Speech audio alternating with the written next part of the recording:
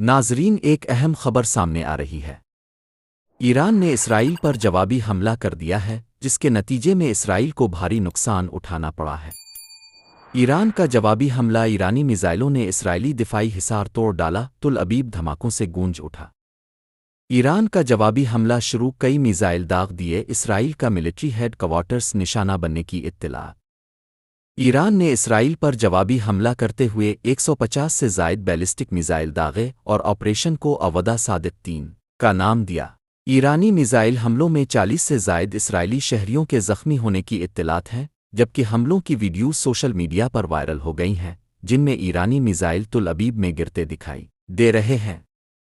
ایرانی سرکاری میڈیا کا کہنا ہے کہ تل ابیب دھماکوں سے گونج اٹھا ہے، جبکہ اسرائیلی وزارت دفاع کی عمارت کے قریب آگ بھی لگ گئی۔ ایرانی میڈیا نے دعویٰ کیا ہے ایران نے اسرائیل کے خلاف جوابی کارروائی کے دوران 3 مرحلوں میں 150 سے زائد میزائل داغے، جن کے ذریعے اسرائیل کے ملٹری ٹارگٹس کو نشانہ بنایا گیا۔ ایران کے سپریم لیڈر آیت اللہ خامنہ ای نے قوم کے لیے جاری خصوصی پیغام میں کہا کہ ایران اپنی آنکھیں بند نہیں رکھ سکتا، صہیونی حکومت نے بہت بڑی غلطی کی ہے۔ تفصیلات کے مطابق، ایرانی سپریم لیڈر کا اپنے پیغام میں کہنا تھا کہ ایران پر حملہ اسرائیل کی سنگین لاپرواہی ہے، اس کے نتائج اسرائیلی حکومت کو تباہی کی طرف لے جائیں گے۔